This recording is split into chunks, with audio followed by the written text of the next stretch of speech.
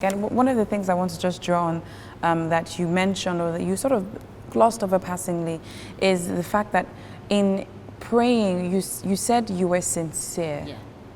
You were sincere. Yeah. So it came from that place of sincerity, Yes. almost a purity of heart. Yes. You know, where it's like, okay, God, this... There was no other way. There was no other because way. the drugs were not it.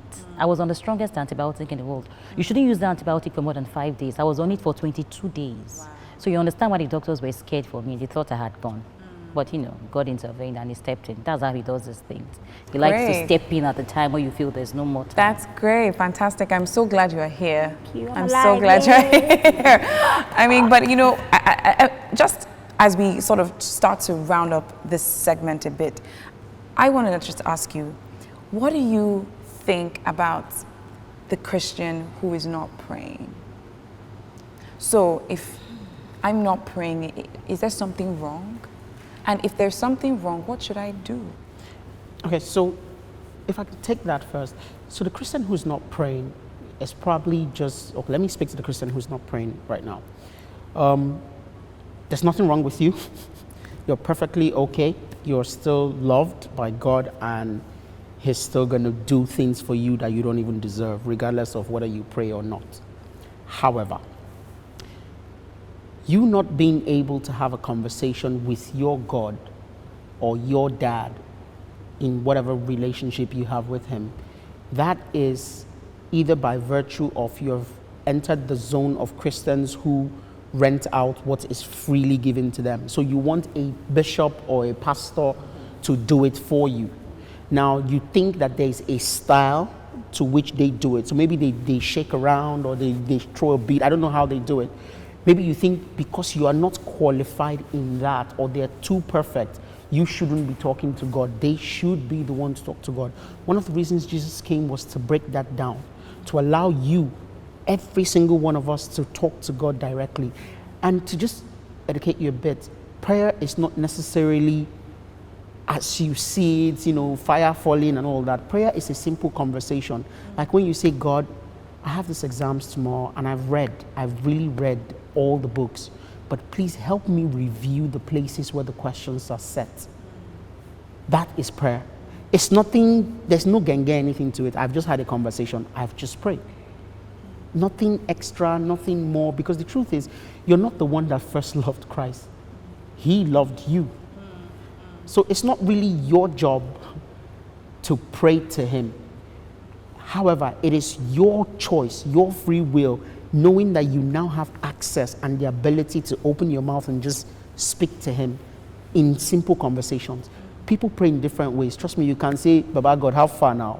I not get money for this week. Oh, help me. That's a prayer. There's no style that, as Kemi said earlier, you don't need to kneel down or lie on your belly. Do you know that sometimes I it's just put a seat in front of me. I say, Daddy, please sit down. We have to talk. There's this. And then I'm the only person in my room. You can't say I'm mad. It's only me. You know, and I'm having my conversation with him. You know, interestingly, people who think they can't pray, it's not true. When they are in deep, deep, deep trouble, they suddenly become prayer warriors.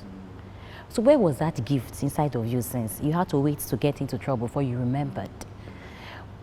If God treated us the way we treated him, can you imagine how this world would be? So we don't remember there's God until there's trouble.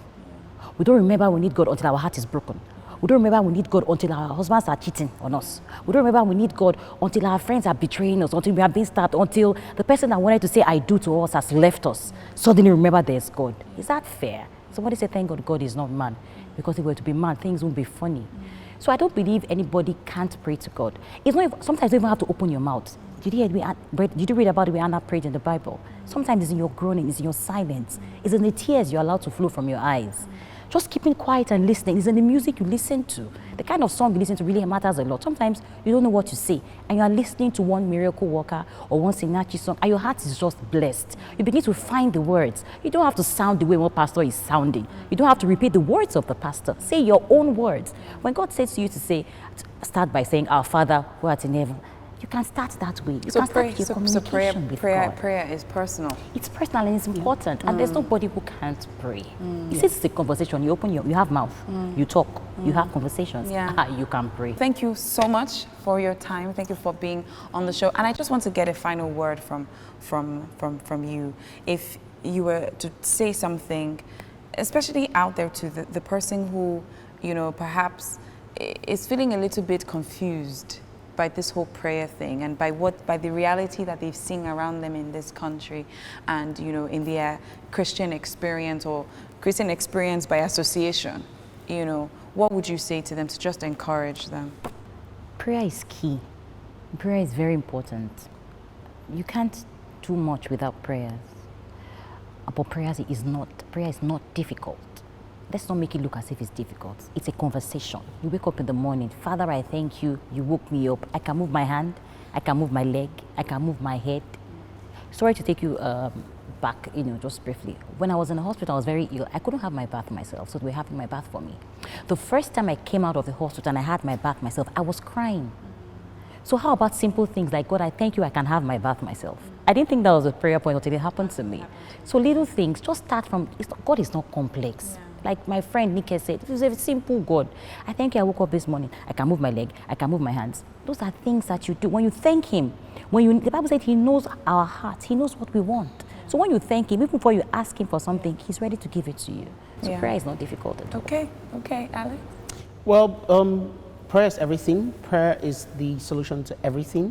But still coming from the standpoint, if you're speaking to your Father whom you worship in spirit and in truth, prayer helps you connect to him spiritually, and in truth helps you actually, the things that you've already been given to know yourself, you can deal with. You don't need to pray about it. I don't need to pray about pouring water in the car. If I know that's the truth that the car needs to function, I need to fix that. So it's the same. I have to come back and say this. It's the same with the country. We can't pray about everything for the country to be fixed. We have to fix what we need to fix. We can pray to God for strength, for vision, for open eyes, to see things we don't see, to see the opportunities that are there. But basic, basic common sense protocol, we don't need to pray for that. I don't need to pray to brush your teeth in the morning. Yeah. I understand. Okay. Well, thank you both so much for joining us on today's show. We have to close off this segment now, but I hope that I can get you both back. Sure, anytime. I will stalk you. I will bug you. Go ahead, girl. I will stalk you again. Did I say that? But yeah, I'm so happy that you took time out of your busy schedule to be here. It was fantastic having you. But yeah, okay. Make sure you keep it locked still on Channels Television. Church Culture is still on, and up next. In the next segment, we have a pastor in the building. Yes, Pastor Yemi Davids. He is the founding pastor of Global Impact Church. And we're going to go deep on this prayer subject, so you want to stay tuned for that. Don't go anywhere.